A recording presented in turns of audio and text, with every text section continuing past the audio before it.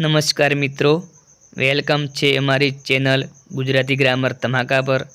મિત્રો, હું તમારા માટે એક નવો ટોપિક લઈને આવી રહ્યો છું। તે ટોપિક છે ધોરણ 6નું ગુજરાતી। તેમાં મિત્રો જો વાત કરીએ તો કવિ પરિચય, લેખક પરિચય, સાહિત્ય પ્રકાર, કાવ્ય તથા પાઠનો મહિમા અને મિત્રો સંપૂર્ણપણે વ્યાકરણ પણ આવરી લેવામાં આવેલો છે। તો મિત્રો ખાસ આ વિડીયો વધુમાં વધુ મિત્રો સાથે શેર થાય એવો પ્રયત્ન કરજો, જેથી કરીને બીજા મિત્રોને પણ ઉપયોગી બની શકે। અને મિત્રો બીજું કે ટેટ 2ની તૈયારી કરતા મિત્રો માટે ખાસ આ વિડીયો ઉપયોગી બનશે। તો મિત્રો લિંકને ફટાફટ શેર કરી દો। તો હવે આપણે સ્ટાર્ટ કરીશું।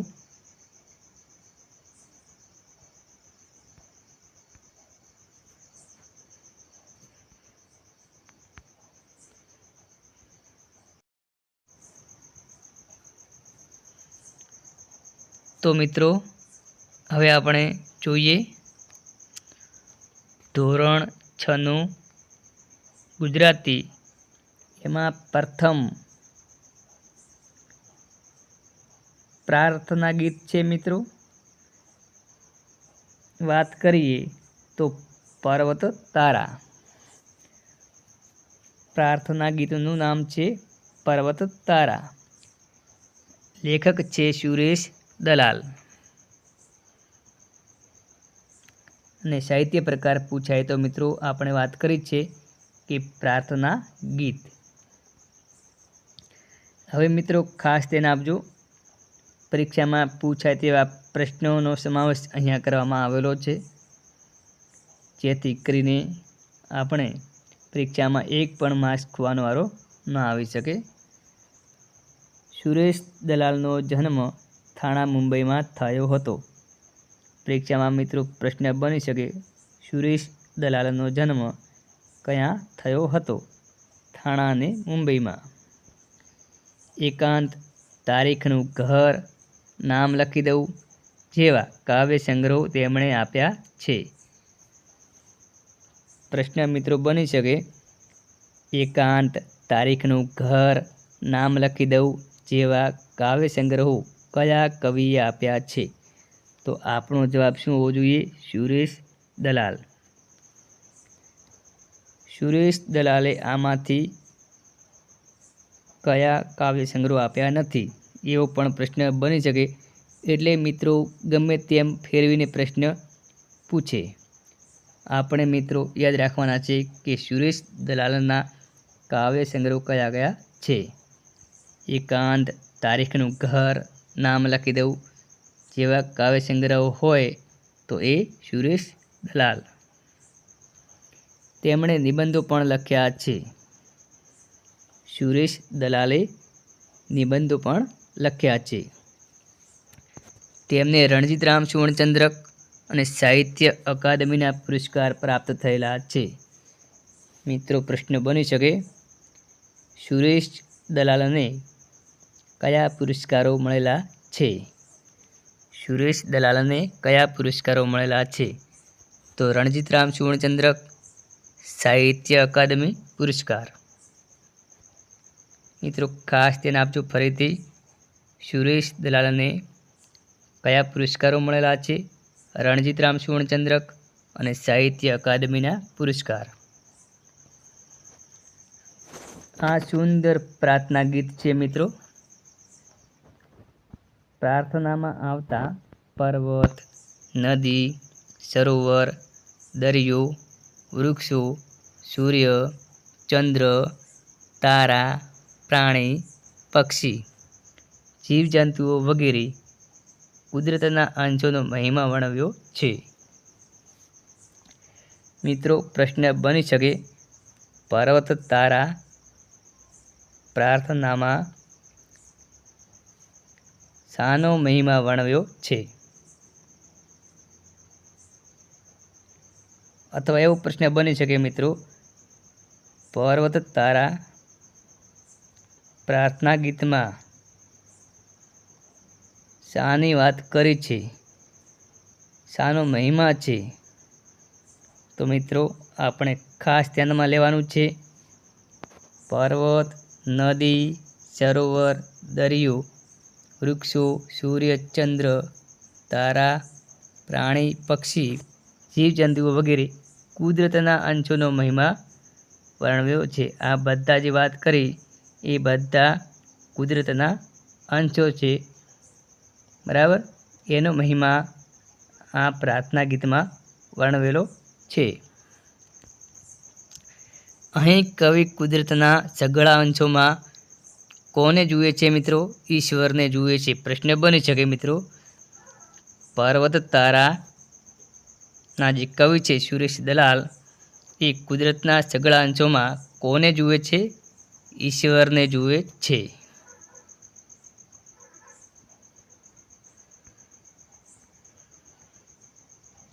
મિત્રો ખ્યાલ આવી ગયો છે, છતાં આપણે એકવાર નજર કરી લઈએ.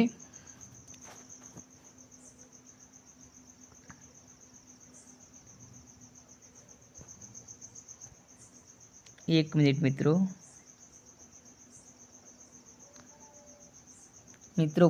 પ્રથમ પ્રશ્ન ક્રમ પર બની શકે કે પર્વત તારા કયા ક્રમનું પ્રાર્થના ગીત છે? તો પ્રથમ નંબર. નામ શું આપેલું છે મિત્રો પ્રાર્થના ગીતનું? પર્વત તારા. લેખક છે સુરેશ દલાલ. સાહિત્ય પ્રકાર પ્રાર્થના ગીત. સુરેશ દલાલનો જન્મ ક્યાં થયો હતો? તો થાણા અને મુંબઈમાં. એમના જે કાવ્ય સંગ્રહો કયા છે એ પણ આપણે ધ્યાનમાં લેવાના છે. એકાંત, તારીખનું ઘર, નામ લખી દઉં જેવા સુરેશ દલાલના કાવ્ય સંગ્રહો છે. સુરેશ દલાલે નિબંધો પણ લખ્યા છે. સુરેશ દલાલને કયા એવોર્ડ મળેલા છે? તો રણજીતરામ સુવર્ણચંદ્રક અને સાહિત્ય અકાદમીના એવોર્ડ મળેલા છે. તો પર્વત તારા એક સુંદર પ્રાર્થના છે. તો પ્રાર્થનામાં જો વાત કરીએ તો શાનો મહિમા વર્ણવવામાં આવેલો છે?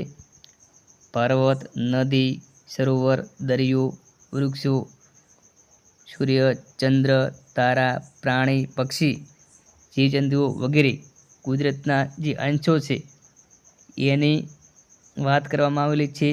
કુદરતના અંશોનો મહિમા વર્ણવવામાં આવેલો છે. અહીં કવિ કુદરતના સઘળા અંશોમાં ઈશ્વરને જુએ છે.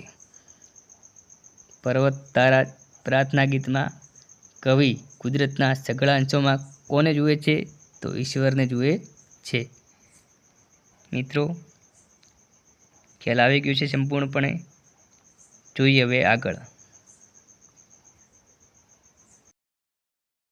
તો મિત્રો તમને અમારો ટોપિક અથવા તો વિડીયો તમને જો યોગ્ય લાગ્યો હોય અને તમારે ઉપયોગમાં આવે એમ હોય તો લાઈક કરજો અને સબસ્ક્રાઈબ કરી લેજો, જેથી કરીને અમારા નવા વિડીયો પણ તમને ટાઈમસર મળતા રહે. તો મિત્રો અમારી ચેનલ સબસ્ક્રાઈબ ના કરી હોય તો કરી લેજો, ગુજરાતી ગ્રામર ધમાકા. ને અમારી આ ચેનલનો સિમ્બોલ છે, અત્યારે જ સબસ્ક્રાઈબ કરો અને લાઈક કરો અને બીજા મિત્રોને પણ શેર કરો, જેથી કરીને બીજા મિત્રોને ઉપયોગી બની શકે. તો જોઈએ હવે મિત્રો આપણે આગળ.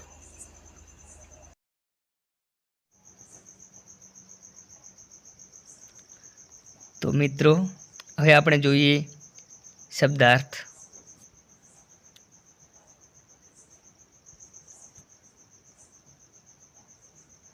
ખંભા, ખભા, ખંભા. તો તેનો અર્થ થાય છે મિત્રો ખભા. સરોવર, કુદરતી રીતે બનેલું સરોવર, તળાવ. સરોવર, કુદરતી રીતે બનેલું સરોવર, તળાવ. મિત્રો ખાસ ધ્યાન આપજો, શબ્દ સમૂહ માટે પણ આવી શકે. સરોવર, કુદરતી રીતે બનેલું સરોવર, તળાવ. વિશાળું, વિશાળ ઘણું મોટું. વિશાળ વિશાળું વિશાળ ઘણું મોટું. રળિયાત સુંદર. રળિયાત સુંદર. મિત્રો રળિયાત જોડણી પૂછાઈ શકે. ખાસ ધ્યાન આપજો કે રળિયાત કઈ રીતે લખેલું છે. રળિયાત. તરણું તણખલું. તરણું તણખલું. નાદ સામાન્ય રીતે મધુર લાગતો મોટો અવાજ.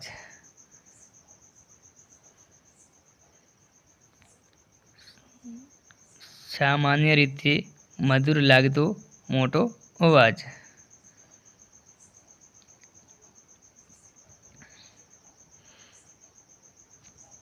સોગાદ ભેટ. સોગાદ ભેટ. મિત્રો પરીક્ષામાં બની શકે પ્રશ્ન, સમાનાર્થી પ્રશ્ન આવી શકે, ધ્યાન આપજો ખાસ. સોગાદ એટલે કે ભેટ. આજ્ઞા રાત્રિના અંધકારમાં ટમટમતું જીવડું. આજ્ઞા રાત્રિના અંધકારમાં ટમટમતું જીવડું. ત્રાડ ગર્જના. ત્રાડ ગર્જના. અહંકારે આંકે ચલાવે. અહંકારે આંકે ચલાવે. સુર સ્વર અવાજ. સુર સ્વર અવાજ. મિત્રો સુરની જે જોડણી છે એ પણ ધ્યાનમાં લેવાની છે. હવે જોઈએ મિત્રો શબ્દ સમૂહ માટે એક શબ્દ. રાત્રિના અંધકારમાં ટમટમતું જીવડું. તો આજ્ઞા. રાત્રિના અંધકારમાં ટમટમતું જીવડું. જવાબ શું આવશે મિત્રો? આજ્ઞા. અને આપણે બીજી પણ આગળ વાત કરી છે કે એવો પણ શબ્દ સમૂહ બની શકે. કુદરતી રીતે બનેલું સરોવર, તળાવ. તો સરોવર. ઓકે મિત્રો, જો મિત્રો તમને અમારો વિડીયો યોગ્ય લાગ્યો હોય અને ઉપયોગી બન્યો હોય તો બીજા મિત્રોને પણ શેર કરજો, જેથી કરીને બીજા મિત્રોને પણ ઉપયોગી બની શકે. અને હવે ફરીથી આપણે નવા વિડીયોમાં નવા ટૉપિકની સાથે મળીશું. જય હિન્દ, જય ભારત.